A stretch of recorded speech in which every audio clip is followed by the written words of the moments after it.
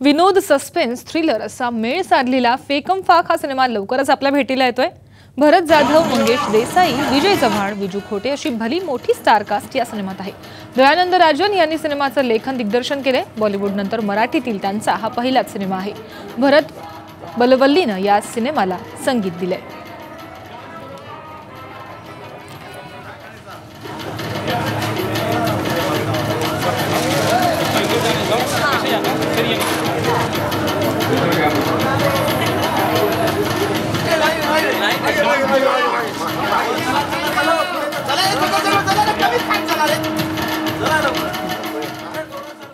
मिफॅक एंटरटेनमेंटचा हा फेकम फाक म्हणजे 4 निर्मात्यांनी मिळून या सिनेमाची निर्मिती केली।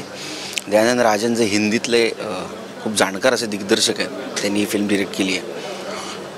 तसं कॉमेडी बाज असलेलीच फिल्म आहे, पण बऱ्याचदा म्हणजे बरेच कमी फिल्म्स आपल्याला अशा बघायला मिळतात की त्यात थोडासा सस्पेन्स जॉनर आहे।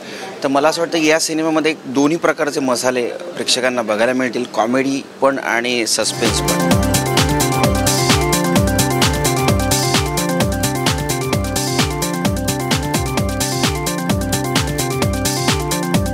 याच्यात निगेटिव्ह रोल आहे नो डाऊट, आणि आता एक फ्युचर प्रोजेक्ट येतो आहे ज्याच्यात मी मेन लीड करतो आहे। तो ऑगस्टमध्ये आहे आणि तर त्याचं प्लॅनिंग चालू आहे। धनगर समाजावरती आधारित आहे। सो प्रत्येक काय बोलतात त्याला सगळी सॉर्ट ऑफ ॲक्टिंग करण्याचा प्रयत्न करतो आहे। आता मे बी हाईट बॉडी असल्यामुळे मला निगेटिव्ह रोल देत असतील लोक, बट सगळ्या भूमिका करायला खूप मजा येते आणि आय एम ग्लॅड की मला इतक्या करिअरच्या सुरुवातीलाच प्रत्येक टाईपची भूमिका करायला मिळते आणि आय होप की लोकांना पण ती नक्की आवडेल।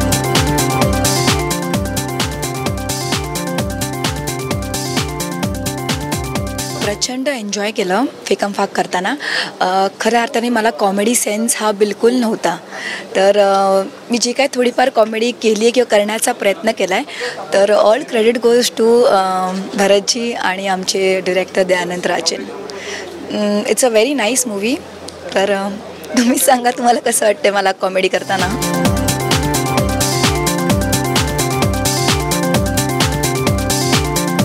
नुसता कॉमेडी नाही, मध्ये मध्ये सिरियस पण आहे, सस्पेन्स पण आहे। आणि सस्पेन्स खरोखर शेवटपर्यंत कळत नाही लोकांना, इतकं छान सस्पेन्स आमच्या डिरेक्टरने ठेवलेलं आहे। आणि या चाळीतल्या ज्या फॅमिली दाखवलेल्या आहेत त्याचं चित्रण खूप छान झालेलं आहे आणि भरत जाधवचा अप्रतिम रोल झालेला आहे याच्यात। मी खूप सॅटिस्फाय आहे, कारण एक तर त्याचं रागडं तो दिसतो याच्यात, बेसचा आवाज त्याचा, त्यामुळे खूप मला बरं वाटलं त्याचा हा सुद्धा रोल बघताना। आणि मला तरी असं वाटतं की त्याने वेगवेगळे रोल करावेत, नंतर मग यायचं कॉमेडीकडे, नंतर बघू।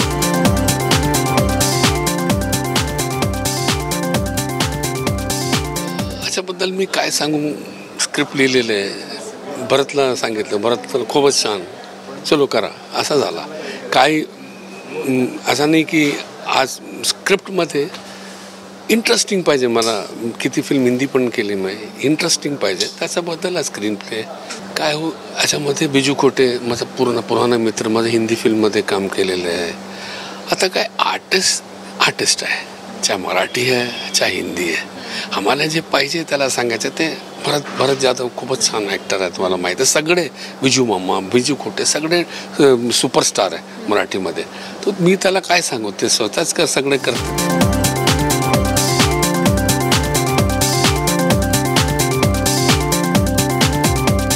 फेकम फाक ही फिल्म टोटली कमर्शियल फिल्म आहे, विनोदी आहेच, पण त्या अनुषंगाने एक थ्रिलर आहे, सस्पेन्स चांगला नेलेला आहे एंडपर्यंत।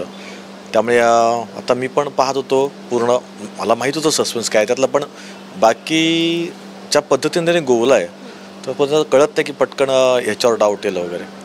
त्यावेळेस सस्पेन्स त्याने मस्त नेलं आहे, बॅकग्राऊंड ह्याचा वरचा क्लास केला आहे बॅकग्राऊंड। सगळ्यांची कामं पण छान झालेत, विशेषतः रुचिता जाधव किंवा विजू खोटे, विजय चव्हाण, सगळ्यात मला आवडलं काम मंगेश देसाई, सुपर काम केलं आहे। डिरेक्शन म्हणून दयानंदजी आमचे आहेत, त्यांची ट्रीटमेंट वरचा क्लास ट्रीटमेंट आहे। आणि कळत नाही आपल्याला की नक्की कोण आहे त्या मागचा कल्प्रिट, आणि तेच तर पाहिजे ना। जर सस्पेन्स असेल तर तो थ्रिल त्याने पकडला आहे चांगला। कामं म्हणून कामं सगळ्यांची एक चोख टायमिंग आणि चोख कामं सगळे टीमवर्क जेव्हा घडतं. कॅमेरामन आमचे करीम भाई त्यांचंही वर्क दिसतं पटकन. ह्या सगळ्या सिक्वेन्सला जो ट्रीटमेंट दिला त्यांनी शेवटच्या 15-20 मिनटं तर भयानक ट्रीटमेंट आहे.